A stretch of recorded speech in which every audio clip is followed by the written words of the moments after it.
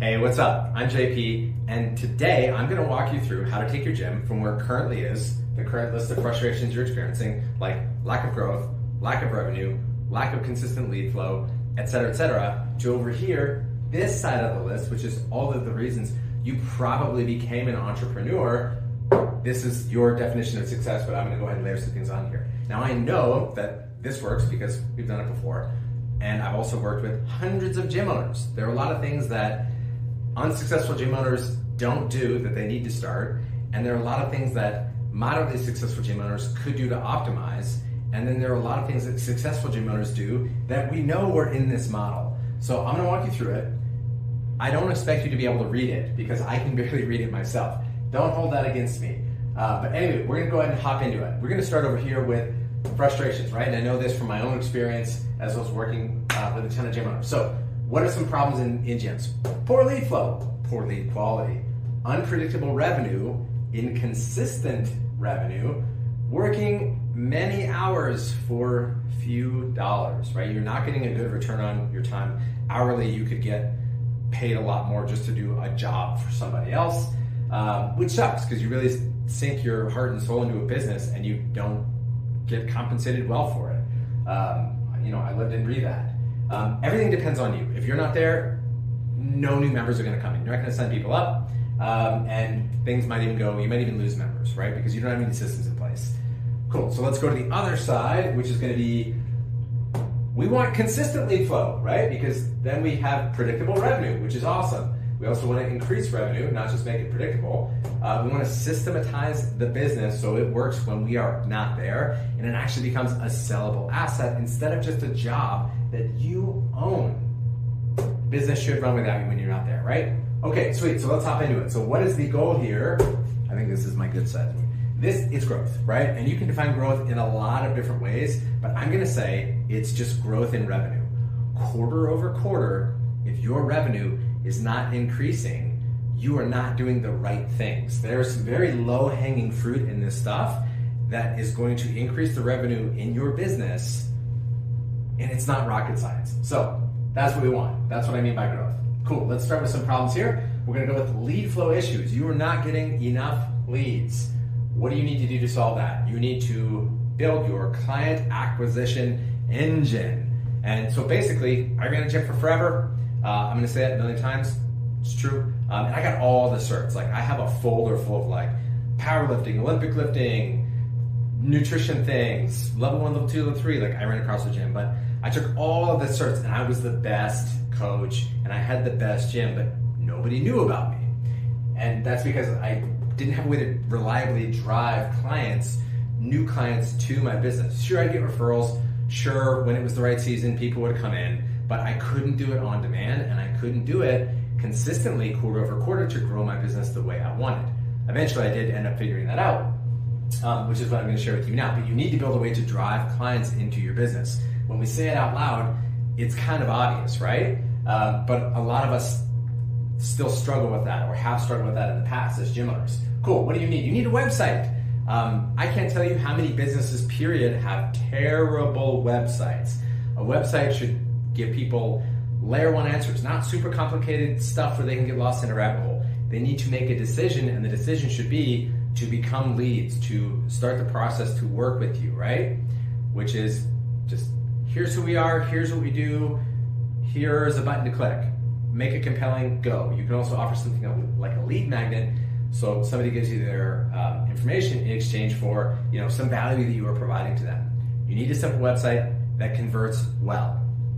You need automations tied to that. Again, I can't tell you how many businesses I interact with in general that I can't navigate their website, and I'm like super tech savvy, and they don't have any automations. I don't know if they're gonna reach out to me. I don't know if I've successfully made contact with them. Like when you click email and it pops open an Outlook form on a website, that's not great. Well, aside, that could be a business that's doing very high volume and they really don't want you to contact them, but that's another rabbit hole. So anyway, service-based businesses, especially local ones, need good websites and good automations to convert people into leads so they can reach out to those people and they can become customers. It is that simple. So those are things that I'm gonna develop for you.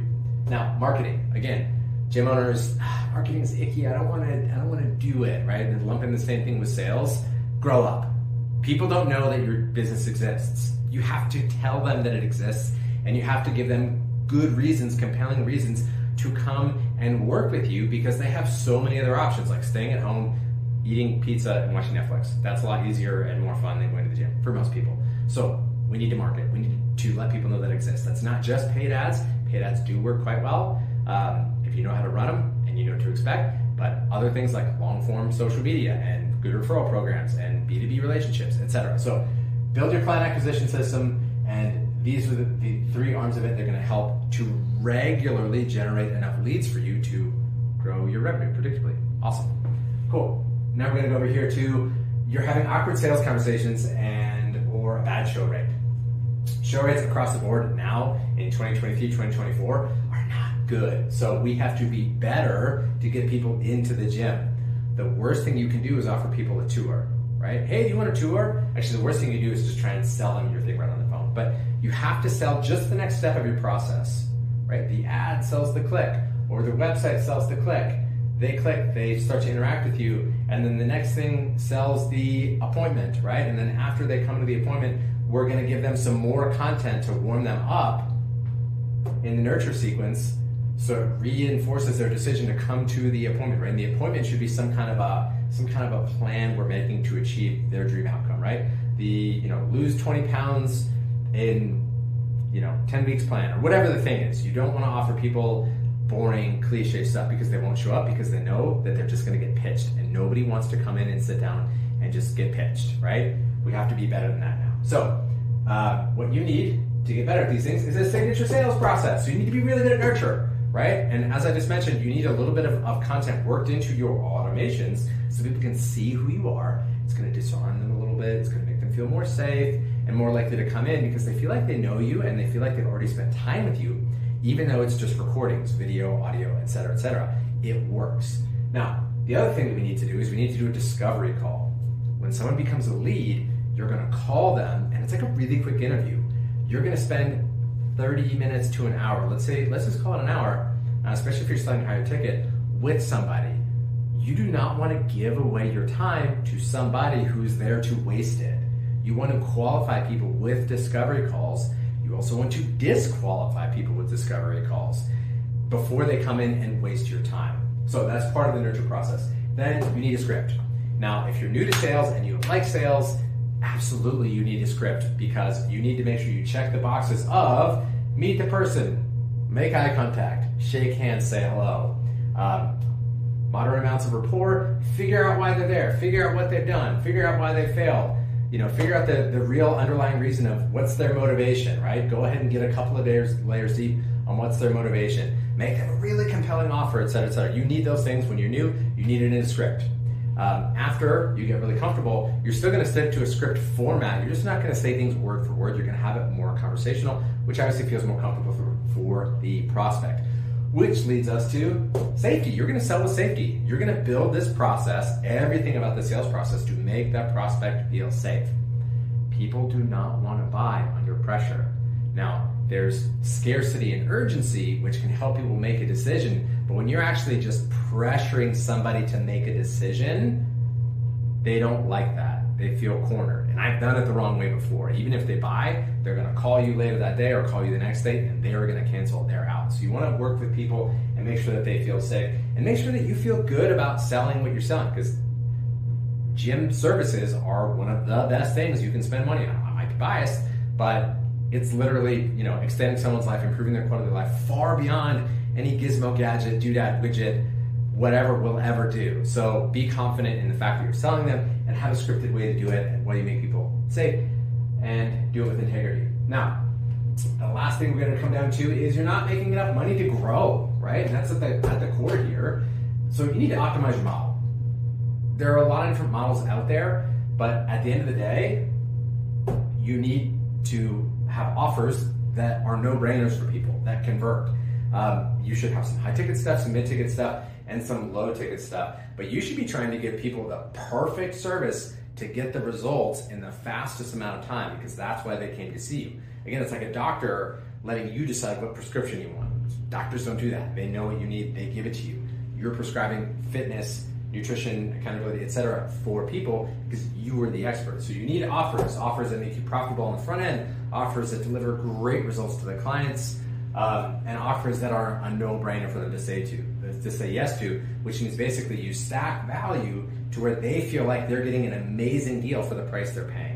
That's what we want to do. That's what makes it a no-brainer. You can also stack on a guarantee there. A conditional guarantee is my favorite. Another thing for another time, but it works super well. And if you're confident in your product, there's no reason to be fearful of that. Now, the next thing we're looking at is a value ladder. You need a way to make each client worth more money. You need a way to offer that client more services so they get better results and they stay with you longer.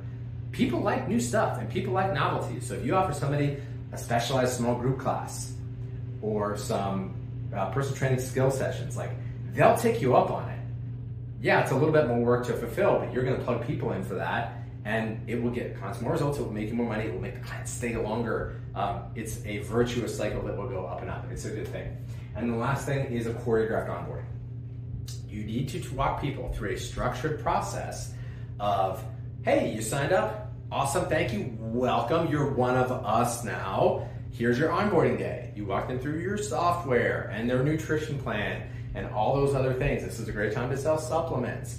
And then 2 weeks in, they get, after class 5, they get the phone call and then they get a midway check-in, et cetera, et cetera. You need to have these high touch points because that's gonna make that person stay on track, feel way more valued, way more heard, and it's gonna help to convert them into longer term memberships. Like after their first whatever's up, maybe they'll buy an annual membership, maybe they'll continue on with more of a high ticket program like you're doing. But if you don't have that choreographed onboarding, your churn's gonna be way higher and people aren't gonna fit into your system nearly as well. So that's something that's absolutely essential for you. So you put all these pieces together, you're gonna move from here to here, and ultimately what we want is to go from here to here, right? So maybe this is a little bit backwards. When you start your business, you have a high degree of control, meaning you wear all the hats, right? You're at the start of the assembly line, you're in the middle, and you're at the end for quality control. But what you want is, as you make more money, you're going to plug people in. So somebody can clean the bathrooms. I scrubbed toilets for years in my gym. It wasn't fun. And then you're gonna have somebody do the coaching because that's actually a really low value role. Maybe you like it, but you should do it if and when you want to, not because you have to. And then you're gonna do outsource admin, and then you're gonna put in a GM, and then all of a sudden you have a low degree of control in your business, meaning you're not figuring out exactly what goes into the recipe every time, this spice, that spice, because you've systemized it, and you have a high degree of freedom, meaning you have freedom of time and you have freedom of money because you've built a business that's actually a sellable asset upon the principles that are in this model. So if you have any questions about it, or if you want to apply for it, click the link below or send me a DM.